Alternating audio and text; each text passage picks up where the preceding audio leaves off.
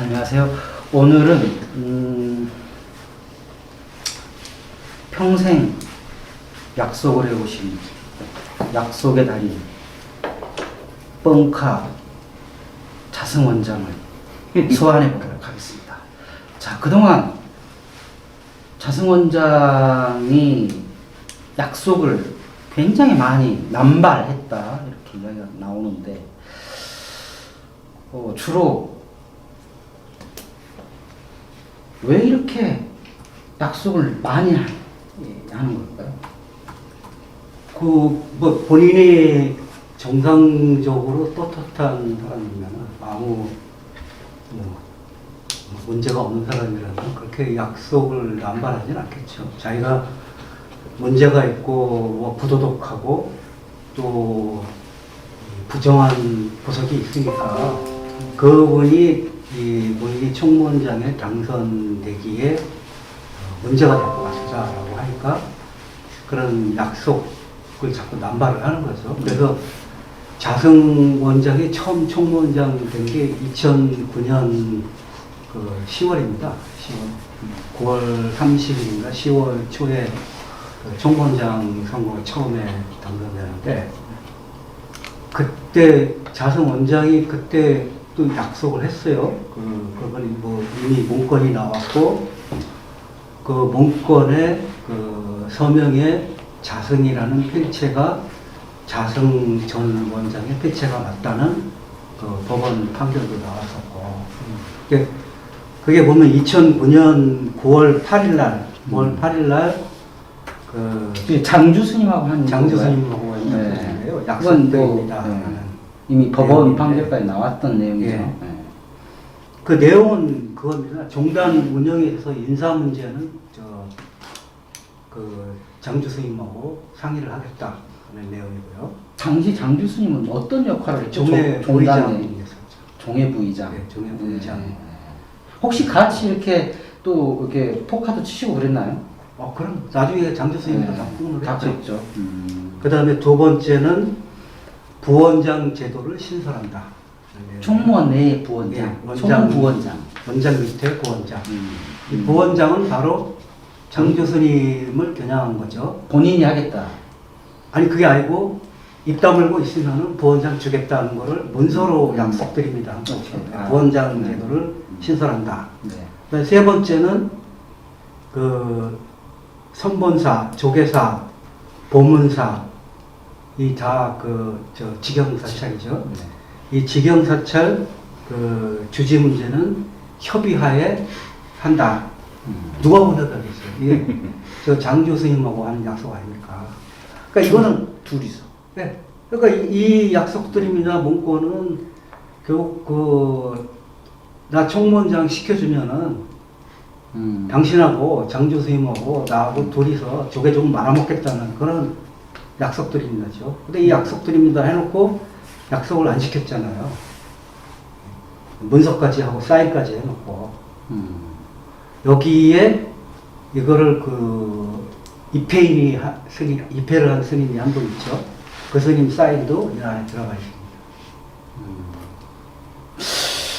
이쯤 되면 자승 스님의 약속을 이렇게 하고 또 문서로 주고 받는 거 큰 의미가 없는 거 아니에요? 근데도 계속 약속을 또 하고 믿어요 사람들이.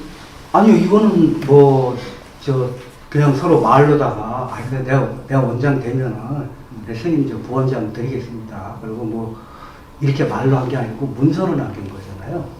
약속드립니다라는 문서로 남긴 거기 때문에 저는 이거는 명백한 이거는 부정 선거고 2009년 자승 전 원장이 당선되고 나서 모든 언론사가 불교 언론뿐만이 아니고 일반 언론사에서도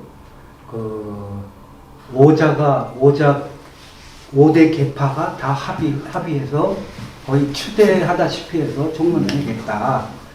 불교계에서 이런 일이 그동안은 없었다 해서 굉장히 좋게 썼는데 그 이면에는 사실은 합의 추대가 아니고 이런 미략을 통해서 서로 나눠먹기를 한 아주 추악한 선거였다라는 게 사실 이게 드러난 거죠. 이 부분에 관해서 뭐 본인이 자승 전 원장 본인이 약속을 안 지킨 것도 문제지만은 그 이전에 어떻게 그 대한불교 조계종 총무원장이 이런 식으로 둘이서 혹은 4대 계파 무소속까지 하면 5대 계파죠. 5대 계파가 나눠 먹겠다는 이런 밀약을 하고 원장을 할 수 있느냐. 대한불교 조계종을 아주 우습게 보는 처하죠. 자승 원장이나 다른 계파 수장이나. 이런 이제 약속 드립니다 2 버전이 또 있는데요. 4년 뒤에 다시 총무원장을 한 무대 하지 않습니까? 네. 그때 가장 예산이 탄탄한 사찰 중에 하나인 강남 봉원사를 이 자승하고 불국사 측하고 밀약을 또 합니다. 해서 자기 봉원사 주지를 누구로 하겠다. 그때는 명진 스님이 그 당시에는 주지 스님이 계셨을 때인가요? 명진이 아닙니다. 명진 스님 나오고 난 뒤입니다. 아, 나오고 난 뒤에. 예. 그런데 이 문제 제기를 자승 측근이 기자회견을 통해서 문제 제기를 합니다. 뭐 지금 포교원장으로 있는 지용 스님이 그 공식적으로 성명서까지 발표를 했죠. 자기 이름까지 넣어서. 뭐라고요? 예? 뭐라고요? 뭐 이런 총무원장 선거를 이렇게 밀약으로 하는 거는 그거는 저 옳은 선거가 아니다. 그렇게 해서 성명서까지 냈었어요. 근데 지금은 또 포교원장으로서 또그 자승하고 같이 잘 어울리고 있죠. 도저히 이해가 안 돼요. 그러니까 한 번씩 기자회견하면 주지되고 한 번씩 기자회견하면 이렇게 정무기관의 원장되고 우리는 이렇게 기자회견을 많이 했는데 왜 우리한테는 아무것도 콩콩이 안 떨어져요? 우리가 머리 길른 사람이 기분 정말 나쁘네. 우리가 얼마나 기자회견을 많이 했어요. 참. 이거 말고도 또 있죠. 그 자승원장 그 약속 남발 뭐 직선제도 그렇고 재임권 어떻게 됐어요? 재임권 한 번만 하고 그만하겠다라고 했지 않습니까? 그러니까 뭐 자승원장이 또 약속을 했던 게 그 백양사 도박 사건이 일어나서 네. 아까도 말씀드렸지만 그러고 나서 백양사 도박 사건 일어나서 제일 먼저 한 게 본인이 저 엎드려 참여한다고 그리고 총무원 청사에서 108배 한다고 했잖아요. 저는 그것을 쇼라고 보는데. 저는요, 그 백양사 도박 사건이 터졌다고 해서 그 자리에도 없었던 자승이 왜 갑자기 물러난다라고 했을까요? 그 이면에 뭐 또 있죠? 자승뿐만이 아니고 그래서 그거 그때 부장들이 일괄 다 사표를 냈어요. 아니 그거 네. 말고, 네. 그러니까 뭐 밑에 쫄개들 말고 자승 원장이 이 백양사 도박 건으로 자기가 재임을 하지 않겠다라는 결심을 하기에는 너무 사안이 그러니까 이 자기가- 백양사 도박 사건이 터지니까 자승 원장이 이거 첫 번째로 제일 두려워했던 거는 자기도 원래 거의 도박 중독 수준의 도박을 했던 사람이니까 온갖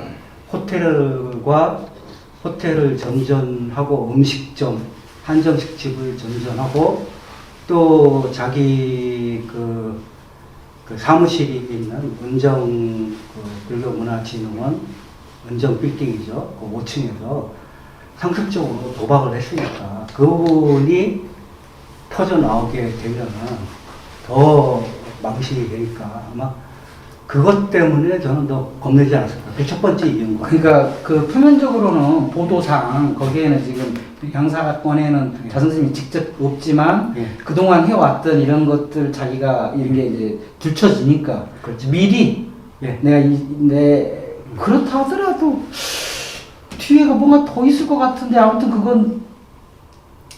그거는 제가 봤을 때는 그러고 나서 그 도박 사건 보도된 게 2012년 5월이었었죠. 5월에 보도가 되고 나서 2012년 6월 달에 제가 자승 원장하고 독대를 했었어요. 자승 원장이 만나자고요. 또 이제 오늘 처음 공개하는 건가요? 예. 네. 그래서 그 은정 빌딩에서 밤에 9시에 약속이 잡혀가지고 밤에 9시에 연정 빌딩에서 만났는데 그때가 한참 이 도박 사건 때문에 시끄러울 때고 또 그 김세민 씨, 그 자성 원장하고 김세민 씨요? 네, 그 잘 나가는 누구인데요? 김세민 씨라고 자성 원장의 심부름을 했던 그 사람입니다. 제가자입니다. 그분하고 만나봐야 되겠네. 그러면 자승 근데 원장 그분이 많이 돌아가셨어요. 알고 네? 그분이 돌아가셨어요. 돌아가셨어요? 네, 평창동 사신다는 분이었나? 도남동. 도남동. 네, 사는 분인데 그래서 뭐 그분이 또 기자회견을 한다고 했었어요. 자승 원장하고 같이 뭐 도박도 하고 뭐 룸사랑도 다니고 그랬다라는 내용의 기자회견을 하기로 했다가 그분이 갑자기 돌아가셨죠.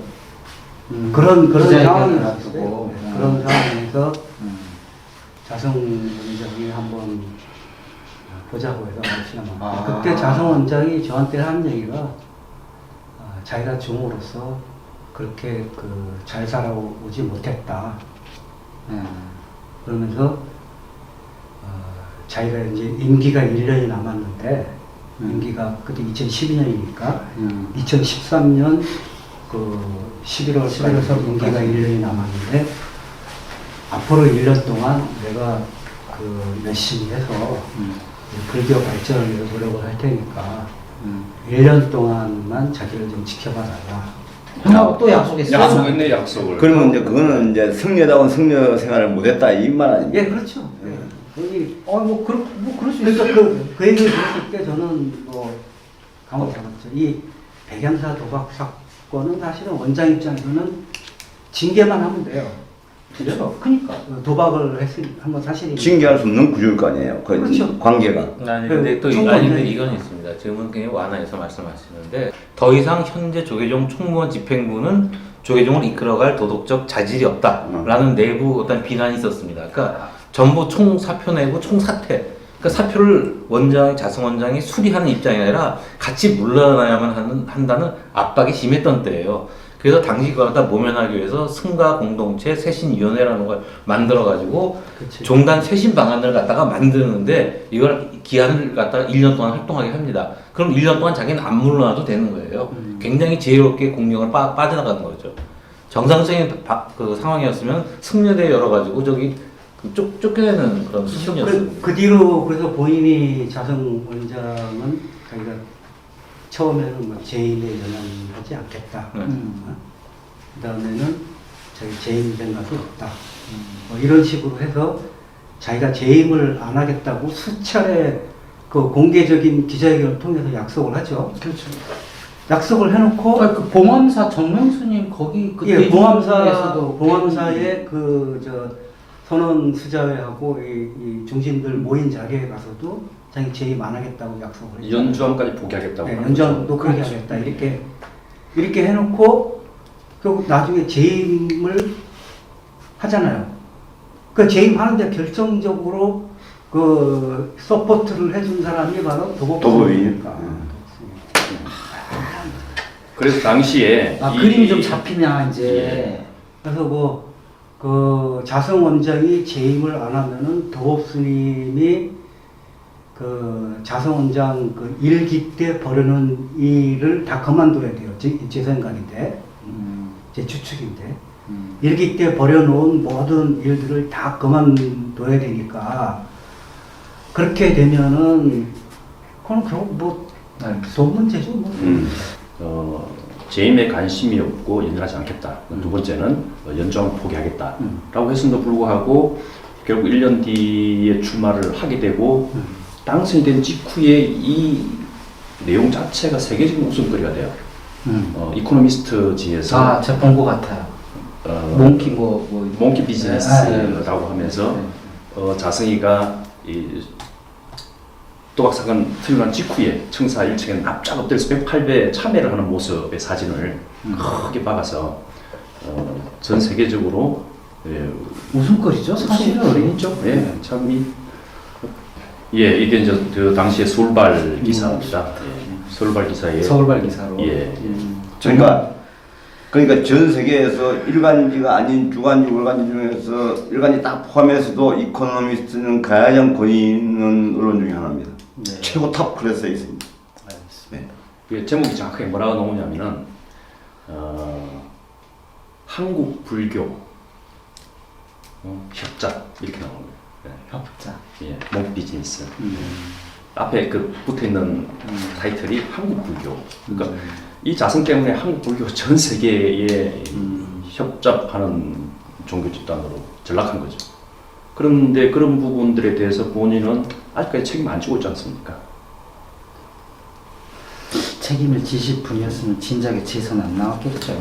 제이만. 그러니까 책임만 안 지는 게 아니고 뭐 지금도 뭐 불법 천막에서 그러니까. 참선한다고 하고 뭐 걷기 한다고 하면서 내세우는 게 자기가 한국 불교를 증오하겠다. 그래서 우리 자성 자박이 또 먹고 사는 거 아니에요. 한국 불교를 이 몽키 비즈니스나 무슨 뭐 도박이나 이렇게 해서 세계적으로 망신시키고 국내에서는 완전히 불교계의 위상을 추락시킨 장본인이 바로 본인 신도가 300만이 감소했습니다. 형님, 너무 무거워. 자성을 너무 무겁게 공격해. 가볍게는 어떻게 해요? 그냥 뭐. 알았습니다. 그래서 이제 두 가지 약속 중에서 재임은 어차피 해버렸지 않습니까? 하지 않겠다고 했고.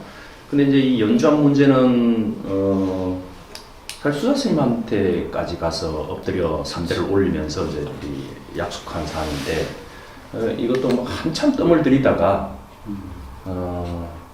결국에는 하죠. 네, 전화를 합니다.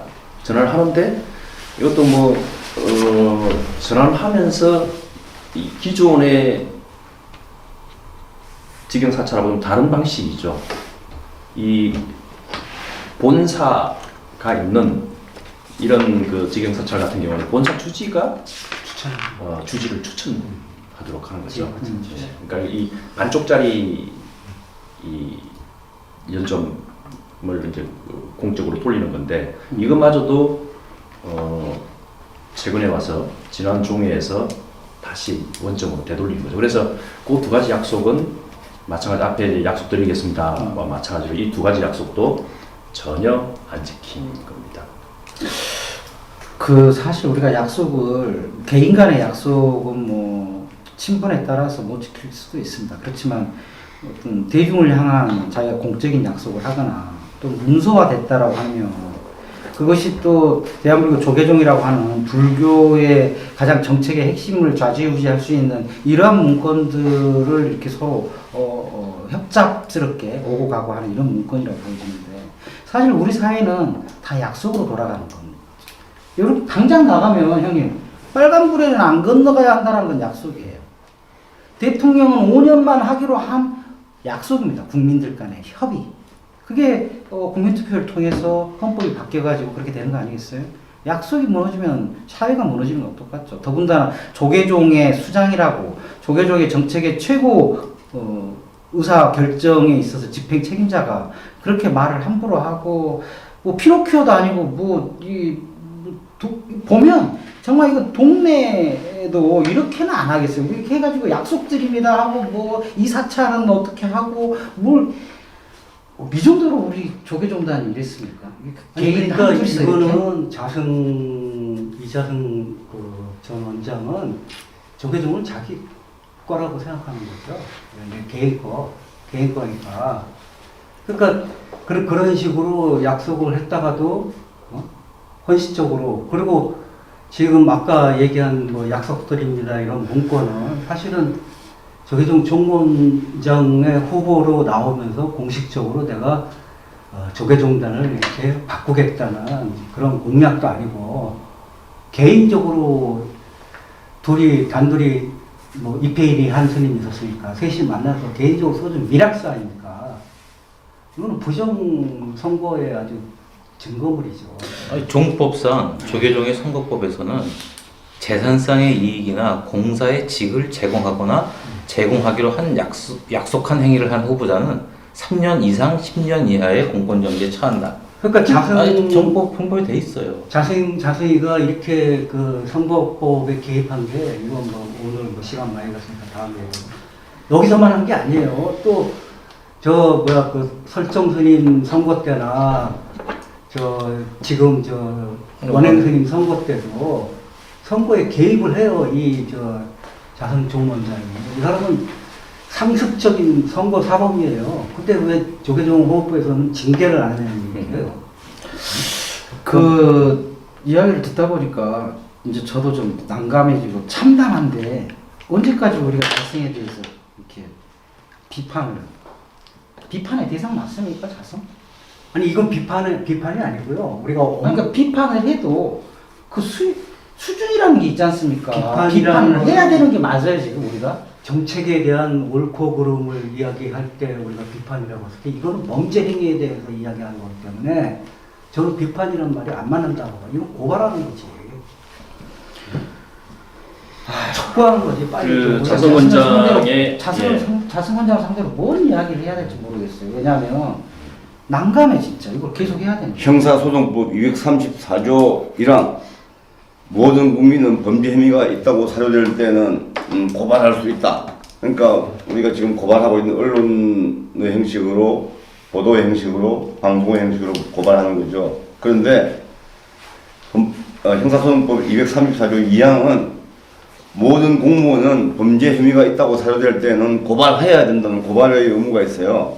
그러면은 지금 국가 예산이 여러 경로를 통해서 몇 가지 방식과 경로를 통해서 조계종과 전국의 주요 사찰에 들어가는데 거기에 대해서 그 국가 예산을 제대로 쓰여지고 있는지 관리 감독을 해야 될 문화관광부는 전혀 아무 일도 안 하고 있는 거죠. 직무유기하고 있는 거죠. 그런 것까지도 다 우리가 고발해야 되는 거죠. 네, 그럼 추가 고발을 제가 이어가도록 하겠습니다. 어차피 오늘 주제가 약속이니까. 이 자성은 취임 일성으로 한국불교 중흥을 얘기를 했습니다. 그리고 천막 수행을 하면서도 한국불교 중흥을 위해서 한다고 했고 지금 극기 연습하면서도 한국불교 중흥을 얘기하는데 결국 아무것도 하지 않겠다는 얘기잖아요. 그게. 아시다시피 이제 자성은 지관 스님을 총무원장으로 만든 쪽인데 그때부터 실질적으로 그래요. 조계종당 일에 이런 거 깊숙이 기억이 안 관여를 했습니다. 지관 스님이 총무원장 당선되고 나서 바로 총무부장을 했고요. 그 뒤에 중앙종회 의장을 해서 중앙종회 의장 때는 뭐 알지 않습니까? 그 이상덕 의원 데리고 다니면서 MB 선거운동 하느님 서울시를 하느님한테 봉헌하겠다는 양반을 직접 데리고 다니면서 선거운동 했지 않습니까? 자기 입으로도 얘기하고 있는 사안이고 그런데 어쨌든 이 친밀성으로 그 얘기한 그 내용하고 그대로 거꾸로 드러난 게 뭐냐면은 자승이 관여한 종단 일에 관여한 본인이 이제 8년을 총무장을 했고 그 앞에 2년도 중앙총회 의장으로서 종단을 실질적으로 이끌어왔는데 정확하게 그 불자 인구가 300만 명이 빠졌습니다. 그러니까 그렇게 하나 봐요. 이 진성당한만 골라서 데려가는 것처럼 불자도 다 추려버리고 700만 명만 데려가는데 사실 이 700만 명도 통계청에서는 정확하게 좀 말씀을 해주셔야 되는 게 정말로 700만 명인지 의아스러운 부분이 많습니다. 그 이전에 이 발표를 원래 6월에 하려고 했다가 12월에 발표를 했는데 그 사이에 통계 보정을 했거든요. 저희들이 입수한 자료로는 700만 명은커녕 나중에 언젠가 한번 이 정확한 수치를 밝히겠습니다. 그 정도로 이 한국불교 중흥이라는 거를 자기는 또 공수표를 또 하나 날린 거죠. 그 자승 원장이 한국불교 중흥을 취임식 때 외쳤더니 300만 빠졌고 이번에 걷기 하면서 한국불교 중흥을 위해서 걷는다라고 하면 그 후폭풍이 만만치 않을 것 같은데요. 앞으로 통계청 자료가 언제 나옵니까? 그거? 5년에 한 번씩 5년에 한 번씩 곧 나오 기대가 됩니다.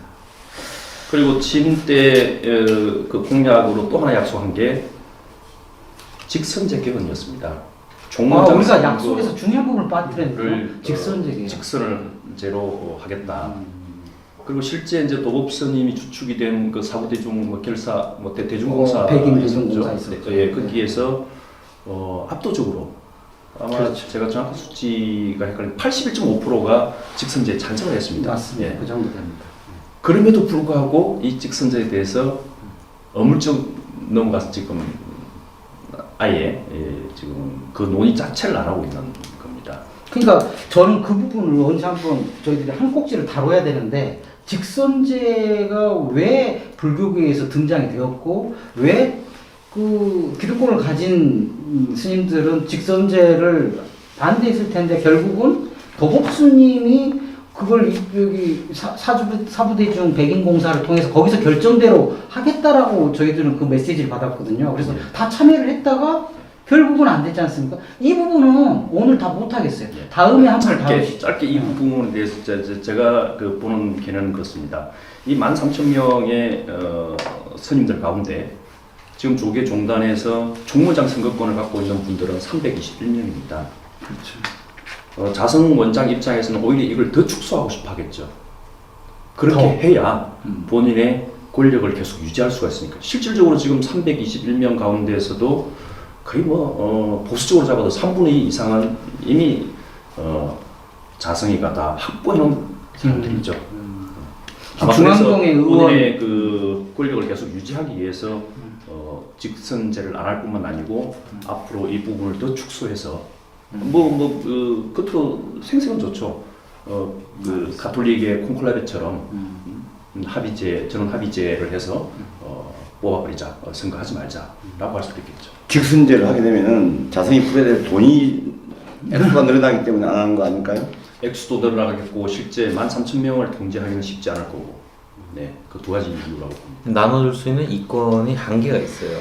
그 조계종의 권력층한테 그 대략적인 수치, 자기들이 추산한 수치를 봤는데 3천까지는 가능하다.